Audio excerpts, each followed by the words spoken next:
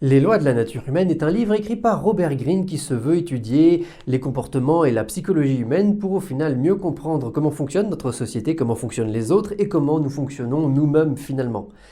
Ici donc le chapitre 10, la loi du grandiose.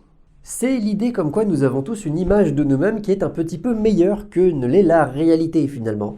On a tendance à surestimer nos compétences, à surestimer nos qualités, à gommer un petit peu nos défauts aussi, parce que c'est quelque chose qui est naturel en fait. On a même des expériences qui tendent à montrer que les animaux, eux aussi, ont une perception d'eux-mêmes qui est un petit peu meilleure que la réalité. Hein, la manière dont les autres nous voient, en fait, sont un petit peu en dessous de ce qu'on imagine. Vous voyez? Et c'est normal, c'est tout à fait normal. Hein, c'est quelque chose qui nous permet d'aller de l'avant, de chercher des nouveaux challenges. Mais lorsque, par exemple, nous avons des gros succès dans notre vie, que ce soit au niveau sportif, professionnel, personnel ou autre, peu importe, lorsqu'on a des gros succès ou une série de succès, eh bien, on va avoir tendance à avoir notre ego va être complètement reboosté, vraiment mis sur son 31 quelque part. Vous voyez? Parce que on va avoir tendance à croire que ces succès qui nous sont arrivés, en fait, sont dus uniquement à nous-mêmes. Et on va avoir tendance à oublier très rapidement le rôle que les autres ont pu avoir dans ce succès-là, ou le rôle de la chance, ou le rôle des autres circonstances finalement. On va se sentir un petit peu aveuglé par notre succès et devenir de plus en plus irrationnel, complètement délaisser les critiques, complètement prendre des décisions de plus en plus risquées en réalité, vous voyez.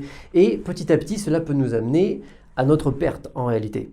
Comme vous le savez, Robert Greene aime beaucoup illustrer ses propos grâce à des histoires et ici, il nous amène en 1984 à Hollywood en réalité pour suivre un certain Michael Eisner. Michael Eisner, à cette époque-là, était le PDG de la Paramount Studios, des studios Paramount du coup qui étaient les plus gros studios d'Hollywood à l'époque.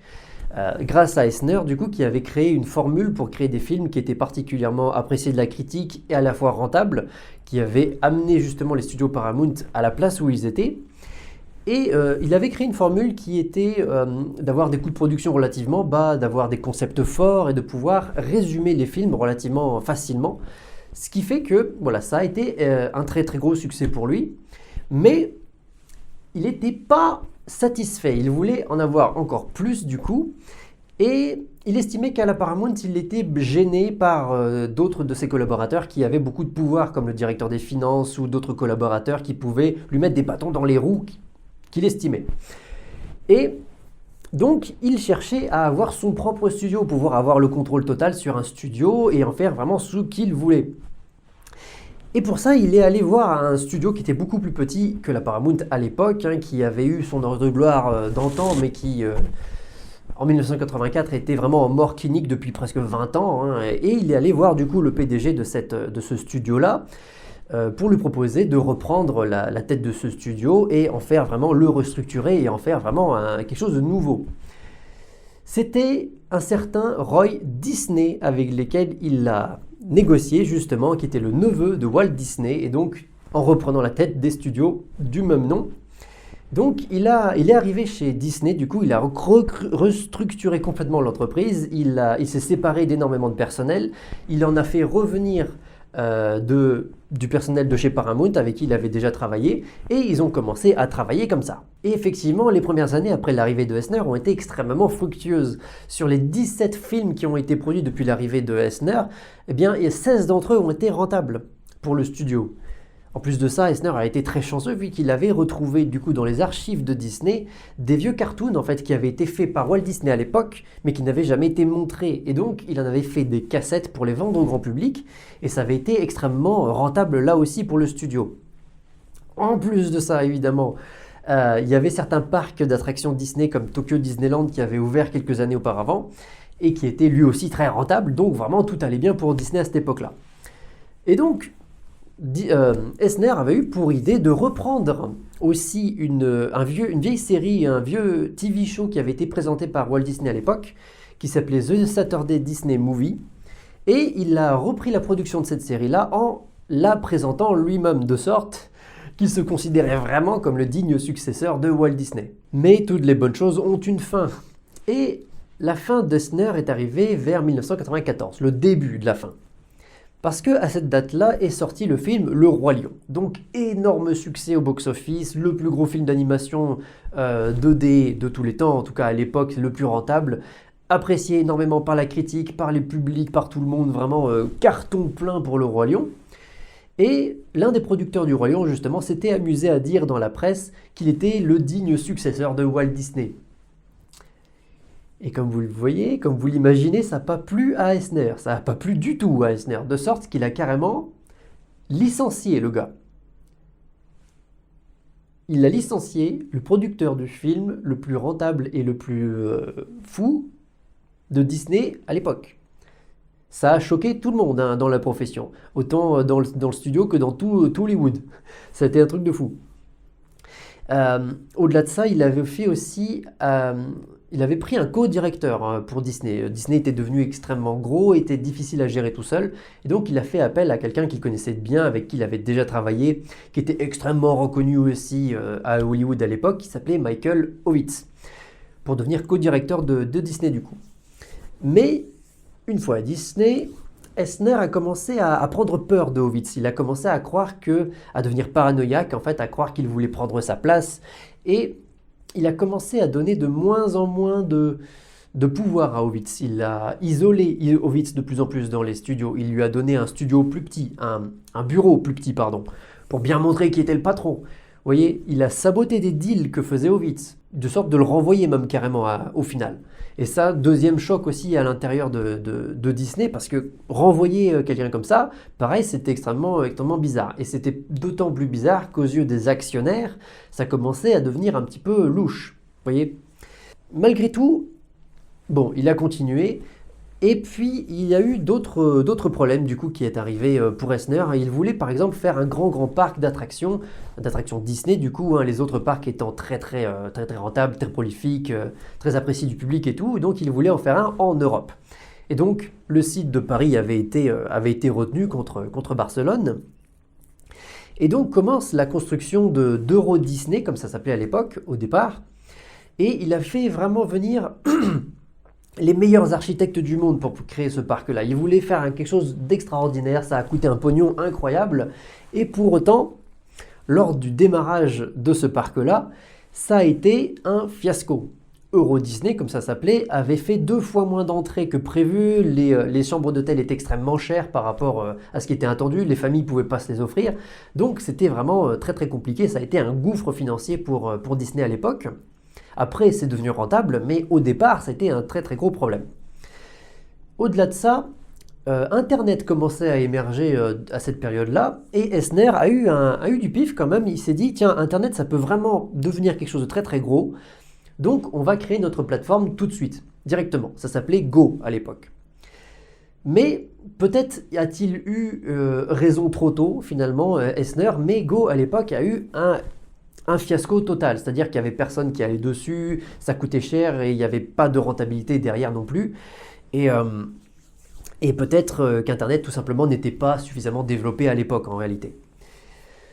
Au-delà de ça, un autre film, une autre collaboration, notamment avec Pixar du coup, qui était dirigé à l'époque par Steve Jobs, ils ont collaboré pour créer le film Toy Story.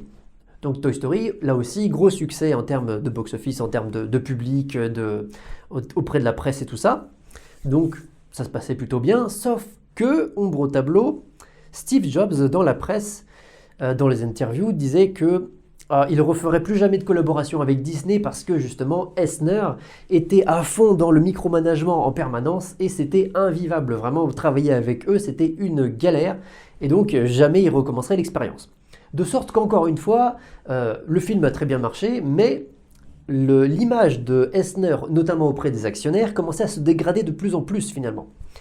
Et malheureusement, le dernier clou dans le cercueil de la carrière finalement d'Eisner, ça a été un procès que lui a intenté l'un des producteurs du Roi Lion justement, parce qu'il avait été renvoyé sans que celui-ci ait respecté le contrat de travail du producteur. Donc Eisner avait renvoyé le gars sans respecter son contrat. De sorte que le gars lui a demandé 280 millions de dollars de dommages et intérêts pour réparation. Et il a eu gain de cause du coup, et donc Disney a dû payer ça aussi en plus.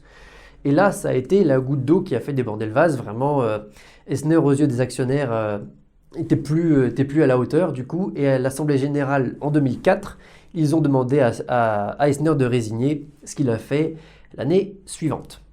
Grâce à cette histoire, Robert Greene veut nous montrer ici ce qu'il appelle l'illusion du succès, hein. C'est-à-dire que Michael Eisner était devenu, en montant les échelons dans sa profession, arrivé au sommet, il est devenu complètement irrationnel. Il voulait tout contrôler, il reconnaissait plus ses fautes, il refusait les critiques et il commençait à faire des décisions complètement absurdes en fait. C'est-à-dire que même ne pas respecter les contrats de ses collaborateurs, c'est une erreur que n'importe qui pourrait éviter en fait finalement.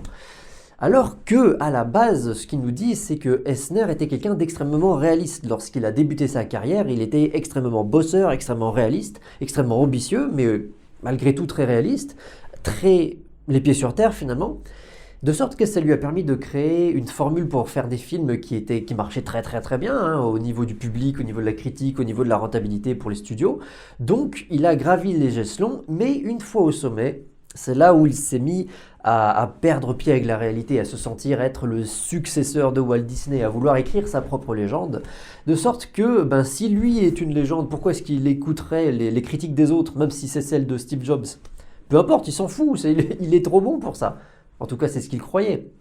Et donc, malgré tout, une fois arrivé au sommet, non seulement il n'écoutait plus les critiques, mais en plus il est devenu paranoïaque, ce qui n'a pas aidé du tout. Il reconnaissait plus ses fautes, bref, ça a été le plongeon après ça. L'idée ici, c'est de comprendre qu'en réalité, nous avons tous tendance à surestimer nos propres compétences. Nous avons tous tendance à croire que ce que l'on fait est meilleur, en fait, que ce que les autres perçoivent. Il y a énormément d'études qui montrent ça très bien, hein. Par exemple, lorsque vous faites des sondages auprès de conférenciers ou de managers pour leur demander est-ce que vous vous sentez meilleur que la moyenne des autres conférenciers ou managers? Et dans 100% des cas, vous obtenez la réponse comme quoi oui, ils s'estiment tous meilleurs que la moyenne des conférenciers ou des managers. Mathématiquement, évidemment, c'est pas possible, ce qui fait qu'en fait, il y en a tout un tas d'entre eux qui se surestiment tout simplement. Mais il y a des quantités d'études comme ça qui montrent ça très bien. Par exemple, peut-être l'étude la plus connue dans le genre, c'est une étude de 2011 qui s'appelle l'effet IKEA, qui a été fait par Michael Norton, du coup, je crois, de Harvard Business School, qui, en gros, a fait tout un tas d'études, mais dont une en particulier, celle qui est la plus connue, c'est où il a pris deux groupes de personnes. Un groupe où ils leur ont demandé d'estimer le prix d'un meuble, mais après l'avoir monté. Ils ont monté un meuble et ils devaient estimer le prix après. Le deuxième groupe, on leur a montré le même meuble, mais déjà monté. Ils n'avaient pas besoin de le faire. Eh bien, le groupe 1 a estimé un prix 63% plus cher que le groupe numéro 2. L'idée ici, c'est que tout ce que l'on fait par nous-mêmes, on a tendance à lui donner beaucoup plus de valeur que ce que les autres perçoivent en réalité. C'est quelque chose qui est criant en fait. J'ai une petite d'anecdote à ce niveau-là par exemple. L'idée, c'est aussi comme quoi, dans une autre étude, comme quoi on a tendance à croire que nos propres réalisations valent la réalisation faite par des professionnels. Par exemple, je vais vous donner une petite anecdote personnelle, hein. Il y a quelques années de ça, je traversais la France à vélo et j'étais hébergé chez d'autres gens qui voyageaient à vélo aussi, hein. Donc il y a une application pour ça où on s'héberge les uns les autres. C'est très cool. Et donc j'étais hébergé chez un couple en fait qui... voilà. Et... Le monsieur était très bricoleur du coup et ils avaient fait un espèce de petit pavage, ils avaient demandé à un professionnel de faire un espèce de petit pavage autour de leur maison, un pavage en pierre avec du ciment, ok. Et le monsieur s'était dit, tiens, je vais faire une terrasse avec la même technique mais moi-même du coup, parce que ça n'a pas l'air d'être très compliqué, je vais la faire moi-même. Et donc il était très fier de me montrer sa terrasse. Bon, très bien. Je regarde sa terrasse et là il me dit mais vraiment regardez entre le travail le travail du professionnel et mon travail vous voyez on voit pas de différence du coup comme ça ouais c'est pas utile de faire appel à des pros finalement. Alors moi je suis rentré dans son jeu, hein, je lui ai dit évidemment oui effectivement je vois pas de différence. Alors que c'était criard quoi, vraiment le travail du pro on voyait effectivement c'était propre, c'était tout d'équerre à niveau, bien fait quoi. Et effectivement ce que mon hôte avait fait à ce niveau-là, c'était moins propre. Enfin, on voyait très clairement une grosse différence. Voilà. Donc c'est ça qui est très très rigolo, c'est que on le voit très facilement chez les autres, mais nous sommes nous-mêmes aussi pris dans cette chose-là. Et le problème de ce phénomène-là, même d'ailleurs, d'autres études, j'ai regardé tout un tas d'études justement dans ce domaine-là, même les animaux sont pris dans ce problème-là, c'est-à-dire que ce que font les animaux eux-mêmes, plus ils travaillent sur quelque chose, plus ils ont tendance à le donner de l'importance. On a montré ça chez des pigeons, chez d'autres animaux, comme ça c'est assez rigolo. Bref, le problème nous vient ici, d'après Robert Greene, lorsque l'on a beaucoup de succès, lorsqu'on a du succès spontané ou trop de succès d'un coup. En fait, on a tendance à se croire supérieur. On a un sentiment de supériorité qui nous arrive et on se croit supérieur aux autres. Et le problème, du coup, c'est qu'on a tendance à minimiser le rôle que les autres ont eu dans notre propre succès ou que la chance ou les circonstances ont eu. Le problème de ça encore, l'autre problème de ça, c'est qu'on a aussi tendance à imaginer que nos compétences sont transférables d'un domaine à l'autre. C'est-à-dire que si on est très compétent dans un domaine, on va avoir tendance à croire qu'on peut être très très compétent aussi dans un autre domaine, même si on n'a pas du tout travaillé dessus, même si on repart complètement de zéro. On n'imagine pas avoir besoin de repartir de zéro en fait. Et si on est très bon dans un domaine, on peut s'imaginer très bon dans un autre, comme ça quoi. Alors qu'en réalité, ça nous amène juste à imaginer des problèmes. Si on prend des décisions du coup, en s'imaginant être compétent dans un domaine, on risque de créer des problèmes plus qu'autre chose en fait. Lorsque vous avez un succès, l'idée c'est d'être vigilant, d'essayer d'analyser quelles sont les composantes de ce succès. Est-ce que la chance a eu un rôle à jouer? Quelles ont été la part des autres? Quelles aides on a reçues? Quelles sont les circonstances qui ont joué en notre faveur, etc. etc. L'idée, c'est vraiment d'essayer d'éviter justement ce sentiment de supériorité qui peut être très agaçant aux yeux des autres. Ça, on peut s'en rendre compte facilement. Et donc, il y a une question que l'on peut se poser à soi-même pour savoir si on n'a pas eu le melon, justement, comme on dit. L'idée, c'est de prenez le temps si vous avez besoin, de prendre vos 2 derniers succès, par exemple, dans la vie, de manière assez large, peu importe. Peu importe que ce soit un succès professionnel ou personnel ou sportif ou associatif ou peu importe. Voilà, un succès, voilà. Est-ce que, alors j'imagine que vous avez tous 2 succès au moins. Est-ce que vous avez pris le temps d'aller remercier publiquement ou personnellement ces gens-là qui vous ont aidé? Est-ce que vous êtes allé remercier des gens? Même si, évidemment, vous avez fait vous-même la plus grosse partie du travail, souvent, il y a des gens qui nous aident, qui nous font la navette, par exemple, qui nous aident à transporter certaines choses, qui nous offrent de l'encouragement, tout simplement, ou même des petites ressources de ci, de là. Est-ce que vous avez pris le temps d'aller remercier tous ces gens-là? Si, pour certains d'entre vous, oui, vous l'avez fait, et donc, tant mieux, là, c'est nickel, mais peut-être que pour certains d'entre vous, vous n'avez même pas pensé à aller remercier qui que ce soit en fait. Et là, c'est un bon indicateur justement de ce sentiment de supériorité qui n'est pas une bonne idée en fait, une bonne affaire. Et donc, pour éviter ce genre de choses-là, Robert Greene ici nous invite vraiment à analyser quelles sont nos propres limites personnelles et d'assumer ces limites personnelles-là justement. L'idée, c'est de véritablement de travailler sur nos points forts, mais par contre, on a tout un tas de défauts, de limites évidemment, sur lesquelles le fait de reconnaître ces limites-là nous permet beaucoup plus facilement après d'admettre que les autres nous ont aidés justement pour combler au moins ces limites et de garder une vision des choses beaucoup plus réaliste et terre à terre des choses. L'une des clés pour comprendre la nature humaine est le fait qu'on a tendance à penser que tout le monde pense comme nous. On sait intellectuellement que c'est faux, on sait que tout le monde pense différemment à ses propres façons de penser, mais on a quand même tendance à croire que tout le monde pense comme nous, un peu comme un biais cognitif finalement, c'est quelque chose d'inconscient. Et malheureusement, comme on a tendance à surestimer nos propres compétences et surestimer la valeur de notre travail, on va aussi avoir tendance à surestimer la valeur de nos propres idées, de nos propres projets. C'est-à-dire que lorsqu'on va essayer de convaincre les autres de nous suivre dans un projet ou d'une idée qu'on a, eh bien on va se rendre compte qu'il va être beaucoup plus difficile que prévu de les convaincre ou qu'ils seront beaucoup moins enthousiastes que nous à les réaliser en fait, tout simplement. Et alors, il peut y avoir plusieurs réactions à cela. Soit on est dans la maladie du grandiose, hein, d'après Robert Greene, c'est-à-dire que, eh bien, on se croit meilleur que tout le monde, on a ce sentiment de supériorité qui nous fait penser que c'est nous qui avons raison, on n'a pas besoin de l'avis des autres finalement, puisque on sait qu'on a quelque chose de formidable dans la main.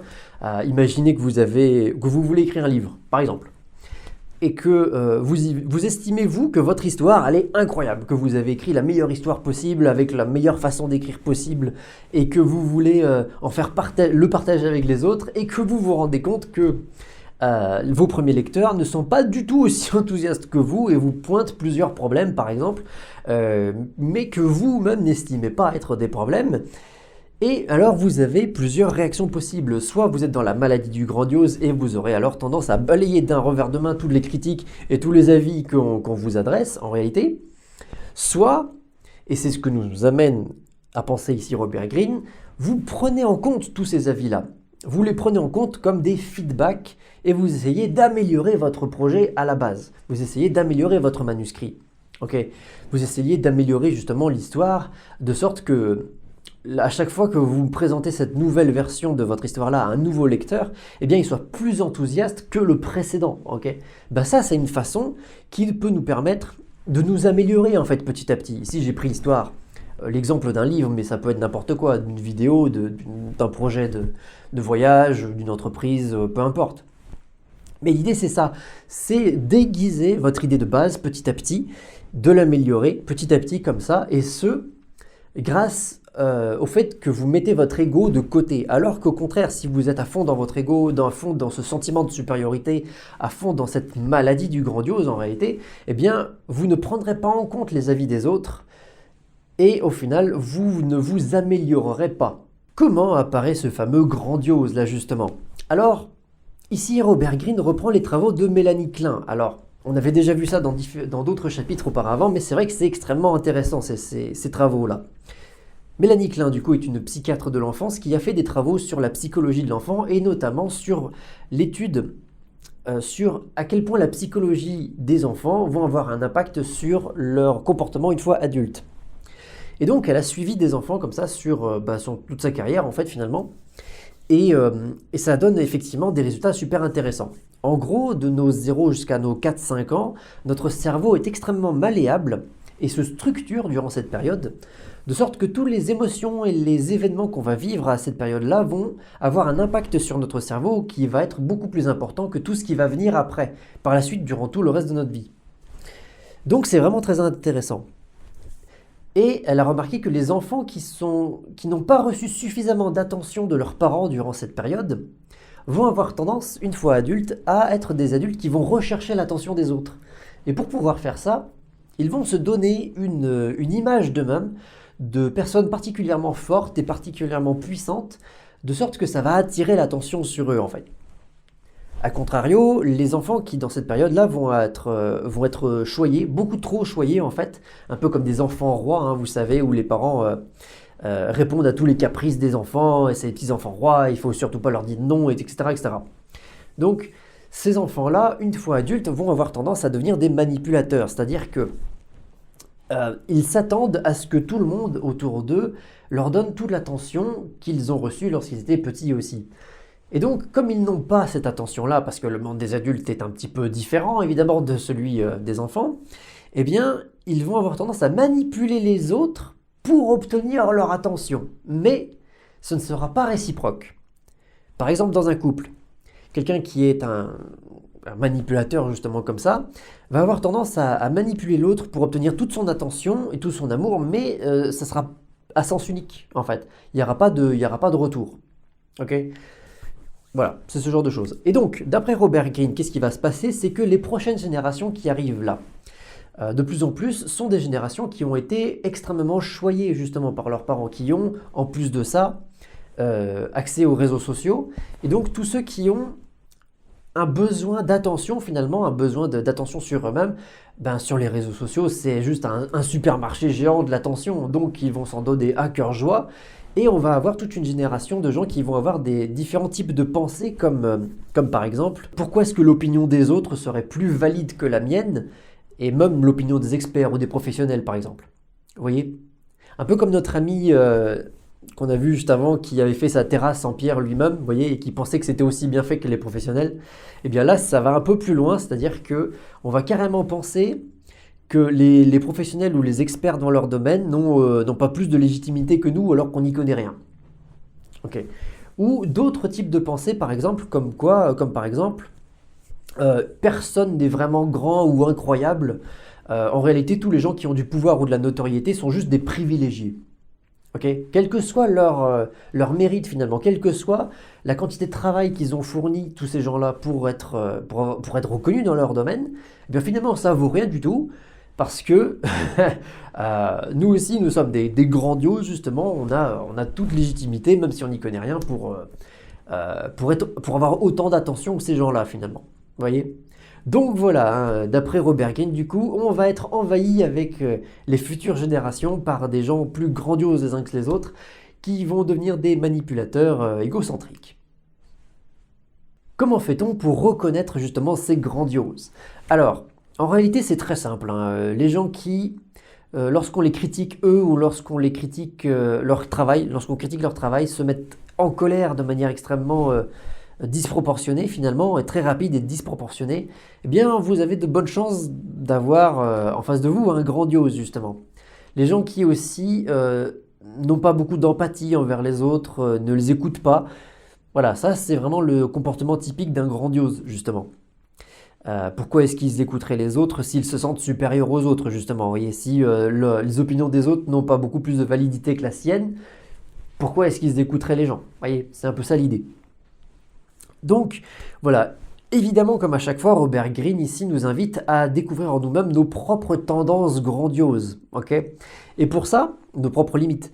Et pour ça, il nous donne tout un tas d'archétypes. Il va nous donner sur la deuxième partie de ce chapitre toute une liste d'archétypes, de profils psychologiques qui sont un petit peu des caricatures, hein, comme à chaque fois, mais qui nous permettent quand même d'avoir des points de repère pour mieux comprendre comment est-ce que les autres fonctionnent. Il y a certaines personnes, certaines personnalités ou des gens qu'on connaît ou des personnalités publiques qui ressemblent quand même un petit peu beaucoup à certaines descriptions qu'il fait dans ses chapitres à chaque fois. Et c'est vrai que ça nous donne une façon de voir les choses un peu différente. En plus de ça, évidemment, ça nous permet de faire notre introspection.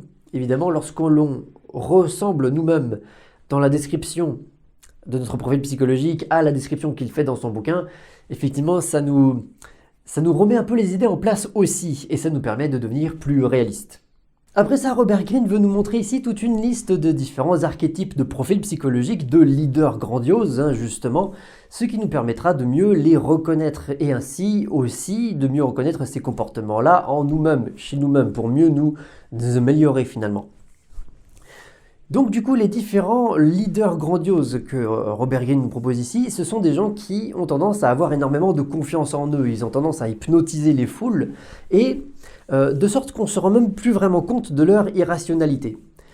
Normalement, traditionnellement, le rôle d'un leader, c'est le fait d'avoir une vision claire de l'avenir, de définir un projet, d'avoir des objectifs clairs à atteindre, de regrouper tout un tas de gens autour d'eux, de les motiver pour pouvoir atteindre cet objectif-là.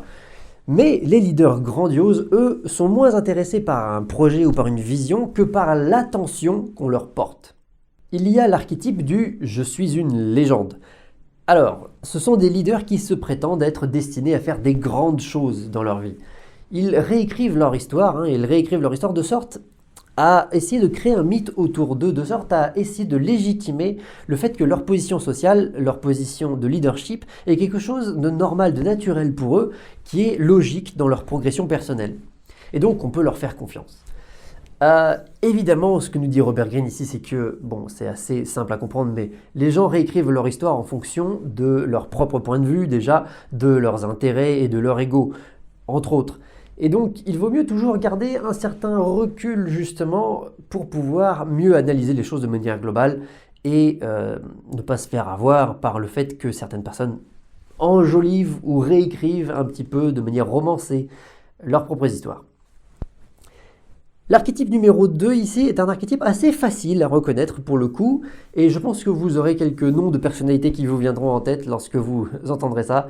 Ce sont les sauveurs. Alors, les sauveurs, ce sont des archétypes de leaders qui arrivent lorsque les entreprises ou les pays sont en temps de crise, en temps de guerre, de troubles, et les gens sont très anxieux, ont très peur en fait. Et donc, ce sont des gens qui arrivent et qui montrent énormément de confiance en eux. Ce sont des gens qui ont tendance justement à réconforter les actionnaires ou le public. Ok ? Et ils ont tendance à délivrer beaucoup de messages, à faire beaucoup de promesses en réalité, mais des promesses assez vagues qu'on ne peut pas véritablement dater, chiffrer. Ce ne sont pas des objectifs très clairs finalement. Ils essayent plutôt d'inspirer le rêve plutôt que de donner des objectifs fixés, chiffrés, tout ça. Ils ont tendance aussi à délivrer un message extrêmement simple, voire simpliste, réductible à un slogan. Ils ont tendance à vouloir délivrer les problèmes du peuple, par exemple, en donnant des boucs émissaires, en attaquant des boucs émissaires comme quoi tous les problèmes du monde entier seront dus uniquement à cause des étrangers, à cause des élites, à cause d'autres groupes ou d'autres causes. Mais voilà, ils ont tendance à simplifier les choses et à donner des boucs émissaires. L'idée derrière ça étant de remuer les émotions des gens pour qu'ils arrêtent de réfléchir. L'archétype du « je réécris les règles ». Michael Cimino était un directeur de film, un réalisateur durant les années 70 et il était même directeur de l'Academy Awards, quelqu'un de très reconnu dans le milieu à l'époque. Et d'après les gens avec qui il travaillait, c'était quelqu'un qui était un génie du cinéma, qui était en mission pour disrupter le système hollywoodien, qui le trouvait trop rigide ou trop traditionnaliste. Et donc il entreprit de faire un film dans les années 1980 qui s'appelait Heaven's Gate. C'était un film très particulier, il voulait complètement changer le système hollywoodien complètement grâce à ce film-là. Et donc il a eu un système de financement différent des autres films, il a fait une longueur de film très différente aussi, il faisait 5 heures de long le film, avec des plans et des cadrages qui étaient différents aussi à chaque fois. Il avait, par exemple dans son contrat de financement, le droit de pouvoir avoir autant de rallonges budgétaires qu'il le voulait. De sorte que le film avait coûté très très cher, et ça a été un désastre, ça a même été le plus gros désastre d'Hollywood à ce point-là, ça a mis fin à la carrière de Cimino à cause de ça. De sorte que voilà, Robert Greene illustre son propos du grandiose qui veut réécrire les règles, du coup par l'histoire de Cimino, les gens qui veulent disrupter, changer le monde parce qu'ils sont tellement bons, tellement incroyables qu'ils n'ont pas besoin de respecter les mêmes règles que tout le monde évidemment. Donc l'idée c'est vraiment le fait que même si on ne les connaît pas, il y a souvent de très bonnes raisons qui sont derrière les règles qui régissent un domaine par exemple. Souvent les règles sont établies par essai et erreur avec le temps, au fil du temps. Et donc le fait de supprimer ou de changer plusieurs règles d'un seul coup lorsqu'on fait un projet, comme un film, ça peut être très risqué en réalité. Il vaut mieux essayer de changer les choses petit à petit, changer une chose à la fois, faire des tests, de pouvoir revenir en arrière aussi si on s'est trompé, ce genre de choses. De pouvoir développer une vision systémique des choses en réalité. Voilà, l'idée dans un système, c'est que tous les éléments sont en interaction les uns avec les autres, de sorte que si vous changez une seule chose sur un seul élément, ça va avoir des effets en cascade sur tous les autres éléments du système. Que ce soit le système hollywoodien, le système bancaire, le système politique, dans une asso ou quoi que ce soit, à partir du moment où il y a une organisation, on peut le représenter sous forme de système. Et là, on comprend extrêmement bien que si on change plusieurs règles d'un seul coup, on va avoir des effets en cascade sur tout le système en entier. Et donc, le fait de changer plein de règles, c'est très très compliqué en réalité. Bref, de sorte que Robert Greene insiste vraiment ici sur le fait que si jamais vous croisez un leader qui se prend l'envie de ne pas respecter les règles, qui se prend l'envie de ne même pas respecter la science, c'est un signe de folie mystique, carrément. Le petit dernier de la liste, du coup, le leader invulnérable, entre gros guillemets. Ce que Robert Greene entend par là, c'est que certaines personnes, certains leaders, du coup, prennent énormément de risques et attirent énormément l'attention comme ça. Le fait de prendre des risques, ça attire l'attention des gens et ils deviennent extrêmement attractifs. Ces leaders-là paraissent intrépides en réalité, sauf que, ceux qu'ils font les choses qu'ils font sont rarement sous contrôle, de sorte qu'ils créent énormément de problèmes autour d'eux, qu'ils résolvent en prenant encore plus de risques. L'idée pour eux, c'est que le risque leur permet de se sentir invulnérables, et ce jusqu'à ce qu'ils aillent trop loin en réalité et créer des catastrophes. Si jamais vous-même vous suivez ou que vous voyez des gens suivre un leader comme ça, essayez de créer le doute, peut-être en posant des questions sur est-ce que les risques qu'ils prennent sont vraiment maîtrisés, est-ce que c'est vraiment bien sous contrôle. Et peut-être, vous arriverez à ouvrir les yeux de certaines personnes. En conclusion, Robert Greene nous invite vraiment à comprendre que nous avons nous aussi notre propre côté grandiose, bien évidemment, et que ce n'est pas forcément quelque chose de négatif. En fait, notre côté grandiose nous invite aussi à aller chercher des nouveaux challenges dans notre vie, à aller chercher la prochaine étape, à aller chercher l'estime des autres, à prendre plus de risques. Et tout ça, c'est pas forcément quelque chose de négatif. Ça nous invite même à aller chercher, à nous sentir connectés à quelque chose de plus grand que nous-mêmes, même si au final, il nous invite aussi à nous surestimer et à croire qu'on est meilleur que ce qu'on est réellement. Toutes ces choses-là, Robert Greene appelle ça notre côté grandiose fantaisiste. Et alors ça, c'est la conclusion qui revient absolument à chaque fois, à chaque fin de chapitre, chez Robert Greene, c'est la même conclusion, c'est le fait que l'on peut réorienter cette énergie-là pour l'orienter vers la réalisation de nos objectifs, des objectifs constructifs. Et au final, transformer notre côté grandiose fantaisiste en grandiose pratique. Et pour pouvoir faire ça, il nous propose un objectif, un processus en 5 étapes. Dommage, est-ce que je recommence? Allez, je recommence. J'en étais où? En conclusion, Robert Greene nous invite vraiment à reconnaître en nous-mêmes notre côté grandiose, justement. Et aussi à reconnaître que ce n'est pas forcément quelque chose de négatif. C'est-à-dire que notre côté grandiose nous amène à aller chercher des nouveautés dans notre vie, plus de challenges, plus de risques, de prendre des risques, de chercher aussi plus d'estime de la part des autres. Mais il nous amène aussi à nous sentir connectés à quelque chose de plus grand, même si il nous amène aussi à nous sentir meilleurs que ce qu'on est réellement, à nous surévaluer, à nous surestimer. Et toutes ces choses-là, c'est ce que Robert Greene appelle notre côté grandiose fantaisiste. Et comme à chaque chapitre, c'est la même conclusion à chaque fois, on peut, selon Robert Greene, réorienter notre énergie justement qu'on met dans notre grandiose fantaisiste, et la réorienter vers la réalisation d'objectifs beaucoup plus pratiques et d'objectifs constructifs dans notre vie. Et c'est ce qu'il appelle du coup notre grandiose pratique. Et on peut passer de l'un à l'autre, d'un grandiose fantaisiste à un grandiose pratique, grâce à un processus en 5 étapes. Étape numéro 1, admettez que vous avez envie de vous sentir important dans moins un domaine de la vie. C'est normal, c'est tout à fait naturel, tout le monde est concerné par ça, même les animaux ont envie de se sentir importants, donc voilà, n'ayez aucun complexe avec le fait de vous sentir important, d'avoir besoin de vous sentir important. Étape numéro 2, c'est l'étape peut-être la plus importante.